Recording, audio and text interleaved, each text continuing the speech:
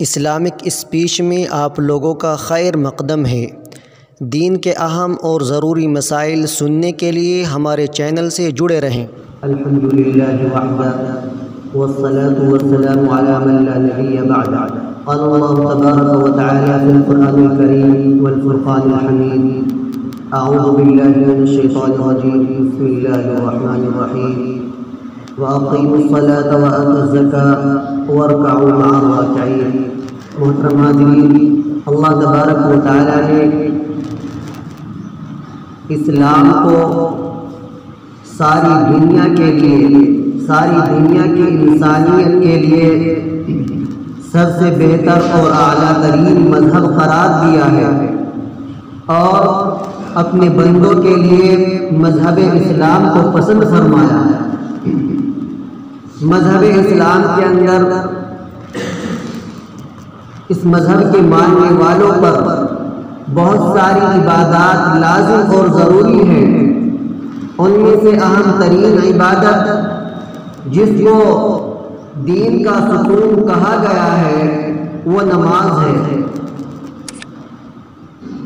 قرآن کریم کے اندر بے شمار مقامات پر اللہ تبارک و تعالیٰ نے نماز پڑھنے کا حکم فرمایا۔ اللہ تعالیٰ نے ارشاد فرمایا وَأَقِيمُوا الصَّلَاةَ وَآتُوا الزَّكَاةَ، نماز قائم کرو۔ نماز کے قائم کرنے کا مطلب یہ ہے کہ نماز کو پابندی کے ساتھ، وقت کی رعایت کے ساتھ اور آداب اور شرائط کی رعایت کے ساتھ حضور قلبی کے ساتھ پڑھو۔ یہ مراد نہیں ہے کہ دل میں آیا تو پڑھ لیا، دل نے چاہا تو چھوڑ دیا۔ اقامت صلاۃ کا لفظ ہے، نماز پڑھنا نہیں بلکہ نماز کو قائم کرنا۔ اور اللہ تبارک و تعالیٰ نے نماز پڑھنے کا حکم قرآن کریم کے اندر بے شمار مقامات پر دیا ہے۔ یہ نماز ایک ایسی عبادت ہے کہ جس کے قیام پر جو انسان نماز کو قائم کرتا ہے، نماز کا لحاظ اور پاس رکھتا ہے، اللہ تبارک و تعالیٰ نے اس کے لیے اجر عظیم کا وعدہ فرمایا ہے۔ قرآن کریم میں اللہ تعالیٰ فرماتے ہیں وَالْمُقِيمِينَ الصَّلَاةَ وَيُؤْتُونَ الزَّكَاةَ وَالْمُؤْمِنُونَ بِاللَّهِ أُولَٰئِكَ سَنُؤْتِيهِمْ أَجْرًا عَظِيمًا، کہ جو لوگ نماز کو قائم کرنے والے ہیں اور زکوٰۃ دینے والے ہیں، اللہ پر ایمان لانے والے ہیں، ہم ان کو عنقریب اجر عظیم عطا فرمائیں گے۔ یعنی اتنا بڑا اجر اللہ تبارک و تعالیٰ عطا فرمائیں گے کہ جس کا کوئی انسان تصور کر ہی نہیں سکتا۔ اللہ تبارک و تعالیٰ نے قرآن کریم کے اندر نماز کے قائم کرنے والوں کو جنت کے بالا خانوں کی اور جنت کے باغات کی بشارت دی ہے۔ لَئِنْ أَقَمْتُمُ الصَّلَاةَ وَآتَيْتُمُ الزَّكَاةَ وَآمَنْتُمْ بِرُسُلِي وَعَزَّرْتُمُوهُمْ وَأَقْرَضْتُمُ اللَّهَ قَرْضًا حَسَنًا لَأُكَفِّرَنَّ عَنْكُمْ سَيِّئَاتِكُمْ وَلَأُدْخِلَنَّكُمْ جَنَّاتٍ تَجْرِي مِنْ تَحْتِهَا الْأَنْهَارُ۔ اللہ تعالیٰ فرماتے ہیں کہ اگر تم نماز کو قائم کرو اور زکوٰۃ دو اور میرے رسولوں پر ایمان لاؤ، میرے پیغمبروں کو مانو اور پیغمبرانہ مشن کے اندر ان کی مدد کرو، ان کا تعاون کرو، یعنی جو پیغام اللہ تبارک و تعالیٰ کی طرف سے لے کر آئے ہیں اس کو قبول کر کے دوسروں تک پہنچانے میں ان کی مدد کرو، تو میں کیا کروں گا لَأُكَفِّرَنَّ عَنْكُمْ سَيِّئَاتِكُمْ، کہ تم سے تمہارے سارے خطا، سارے گناہ، سارے لغزشیں مٹا دوں گا، اور تم کو ایسے باغات کے اندر داخل کروں گا جن کے نیچے نہریں جاری ہوں گی۔ تو میرے دوستو، نماز بڑی دولت ہے۔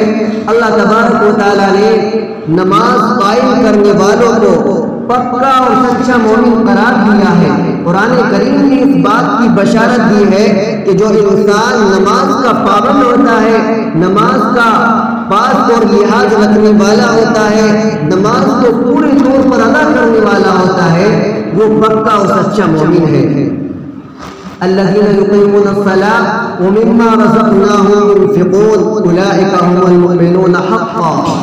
اللہ تعالیٰ فرماتے ہیں کہ جو لوگ نماز کو قائم کرتے ہیں اور جو اموال ہم نے ان کو عطا کیے ہیں ان کو میرے راستے میں خرچ کرتے ہیں، یہ لوگ پکے اور سچے مومن ہیں۔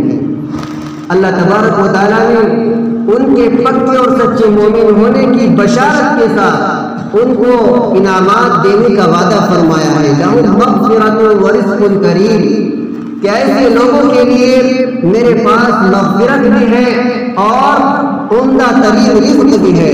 میں ان کو مغفرت کی دولت سے بھی سرفراز کروں گا، اور دنیا کے اندر انسان کی سب سے اہم چیز جس کے لیے انسان سب سے زیادہ پریشان ہوتا ہے، اس کے لیے میں ان کے لیے راہیں کھول دوں گا، ان کو رزق کریم، عمدہ ترین رزق اور روزی عطا کروں گا۔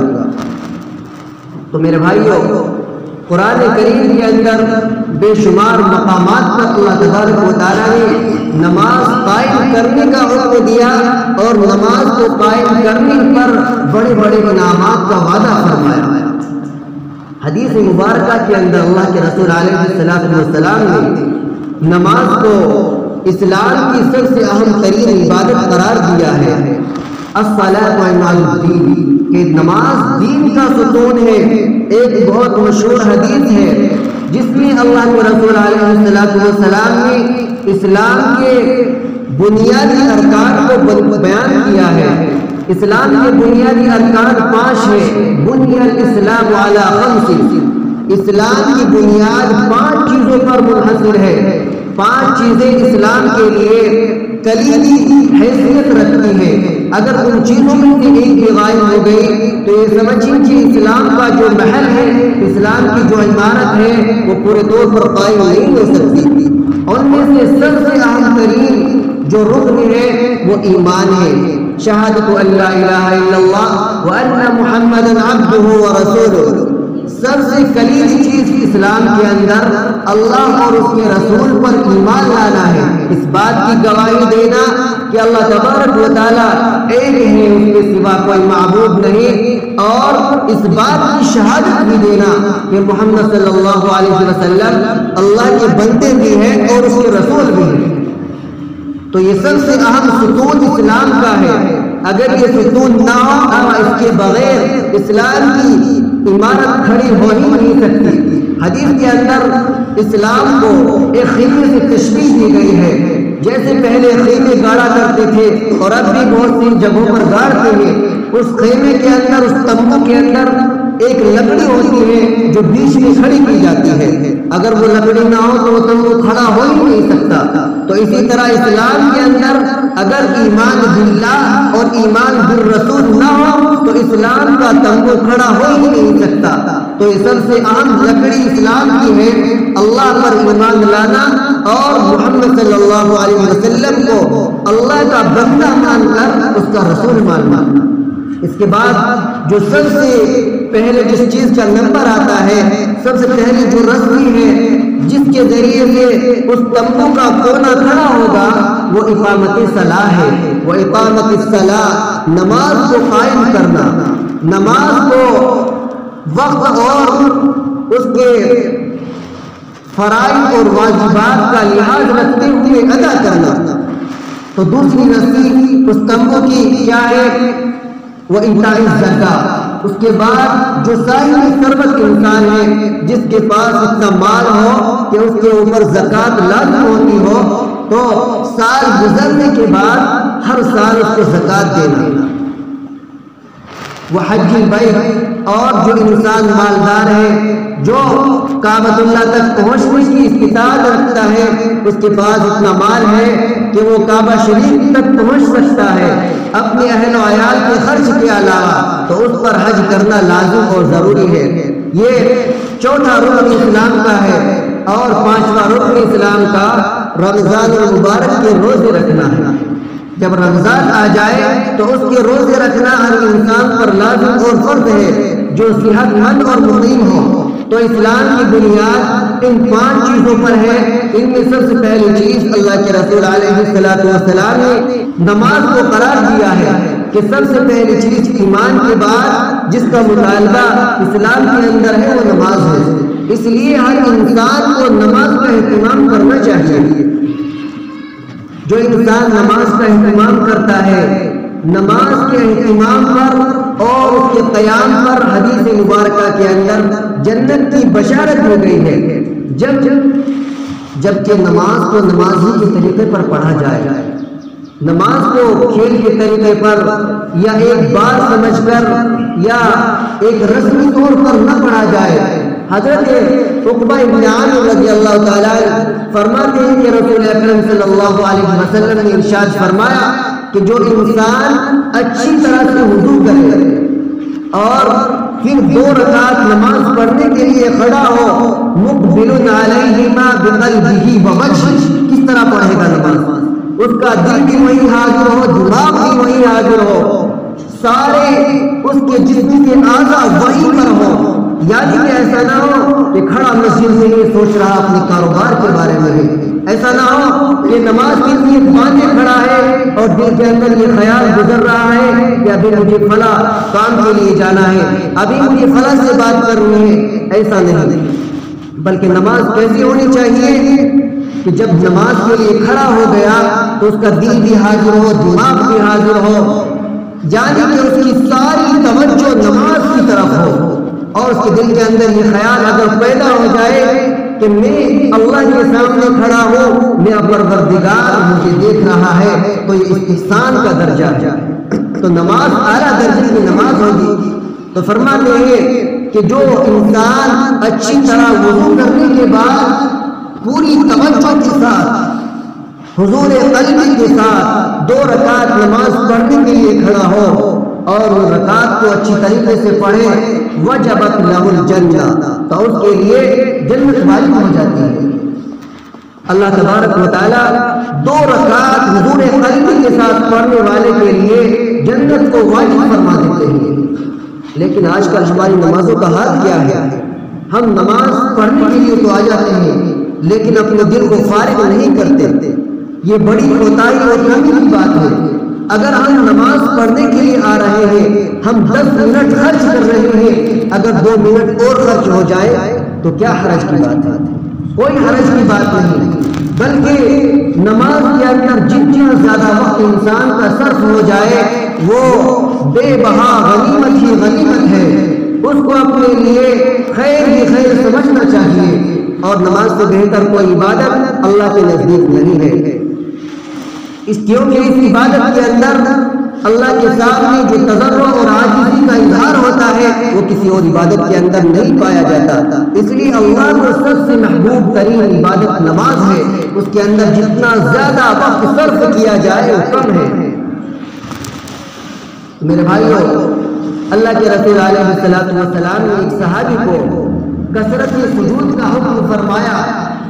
ایک صحابی ہے حضرت ربیعہ ابن کعب اسلمی رضی اللہ تعالیٰ عنہ، وہ فرماتے ہیں کہ میں اللہ کے رسول علیہ السلام کی خدمت میں رات بھر رہا کرتا تھا اور آپ کے استنجے کے لیے، وضو کے لیے پانی مہیا کیا کرتا تھا۔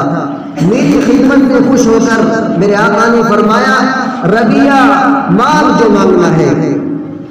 تو میں نے سوال کیا کہ اللہ کے رسول، اسألک مرافقتک فی الجنہ، کہ میں جنت کے اندر آپ کی رفاقت کا سوال کرتا ہوں، میں جنت کے اندر آپ کا ساتھی رہنا چاہتا ہوں، آپ کے پاس رہنا چاہتا ہوں۔ آپ علیہ السلام نے فرمایا اور کچھ چاہیے؟ میں نے کہا کہ نہیں، بس مجھے یہی کافی ہے، اگر جنت میں مجھے آپ کی رفاقت مل گئی، آپ کا ساتھ مل گیا، میرے لیے یہ کافی ہے، مجھے اس کے علاوہ اور کچھ نہیں چاہیے۔ آپ علیہ السلام نے ارشاد فرمایا، فَأَعِنِّي عَلَى نَفْسِكَ بِكَثْرَةِ السُّجُودِ، کہ اپنے اس اہم معاملے کے بارے میں سجدوں کی کثرت سے میری مدد کرو، یعنی کثرت سے سجدے کرو، میں تمہارے لیے اللہ سے دعا کروں گا کہ وہ جنت میں تمہیں میرا رفیق اور ساتھی بنا دے۔ ایک دوسری حدیث میں انہی کا قصہ ہے کہ میں دن میں اللہ کے رسول علیہ السلام کی خدمت کیا کرتا تھا، رات میں آپ کے دروازے کی پناہ لے لیا کرتا، یعنی آپ کے دروازے پر بیٹھ جایا کرتا، اور آپ علیہ السلام رات میں سبحان اللہ اور سبحان ربی اس کثرت سے پڑھتے تھے کہ میں سنتا سنتا تھک جاتا یا میرے اوپر نیند کا غلبہ آ جاتا اور میں سو جاتا۔ ایک دن آپ علیہ السلام نے مجھ سے عرض کیا کہ ربیہ مانگو جو مانگنا چاہتے ہو میں تمہیں دوں گا۔ تو میں نے عرض کیا اللہ کے رسول مجھے سوچنے کی مہلت دیجیے، میں ذرا سوچوں کیا مانگنا ہے۔ تو یہ کہتے ہیں کہ میرے دل میں خیال پیدا ہوا کہ دنیا تو فانی ہے، ایک دن ختم ہونے والی ہے، لہذا میں نے عرض کیا اللہ کے رسول آپ میرے لیے اللہ سے دعا کریں کہ اللہ تعالیٰ مجھے جہنم سے آزاد کر دے اور جنت میں میرا داخلہ کر دے۔ آپ علیہ السلام نے ارشاد فرمایا کہ تمہیں اس چیز کا مشورہ کس نے دیا ہے؟ میں نے عرض کیا اللہ کے رسول مشورہ تو کسی نے نہیں دیا، لیکن میرے دل کے اندر یہ خیال پیدا ہوا کہ دنیا تو فانی اور ختم ہونے والی چیز ہے اور آپ کا مقام اللہ کے یہاں بہت بلند ترین ہے، لہذا مجھے اچھا لگا کہ میں آپ سے درخواست کروں کہ آپ میرے لیے یہ دعا فرما دیں۔ آپ علیہ السلام نے ارشاد فرمایا کہ ضرور میں تمہارے لیے دعا کروں گا، لیکن اس اہم معاملے کے لیے تم سجدوں کی کثرت سے میری مدد کرو، یعنی کثرت سے سجدے کرو، کثرت سے نمازیں پڑھو، تاکہ تم اس مقام تک پہنچ جاؤ کہ میں تمہارے حق میں دعا کر سکوں کہ تمہیں اللہ تبارک و تعالیٰ جہنم سے بری فرما کر جنت میں داخل فرمائے۔ تو میرے دوستو، نماز نہایت اہم عبادت ہے جس پر اللہ تبارک و تعالیٰ نے جہنم سے برات کا اور جنت میں دخول کا وعدہ فرمایا ہے، جیسے سامنے ابھی قرآن اور احادیث کی روشنی سے بیان کیا گیا۔ اس لیے نماز کو نماز کے طریقے پر پڑھنا چاہیے، ایسا نہیں ہونا چاہیے کہ اگر نماز کے اندر 1 منٹ صرف ہو گئی تو گھڑی کی طرف کو دیکھنا شروع کر دیا، امام صاحب آج تو 1 منٹ فالتو ہو گئی نماز میں۔ میرے بھائی ہماری نمازوں کا یہ حال ہے، اس لیے نماز کے اندر حضور قلبی شرط ہے، حضور قلبی ضروری ہے، دھیان اور دل نماز کی طرف متوجہ ہونا چاہیے۔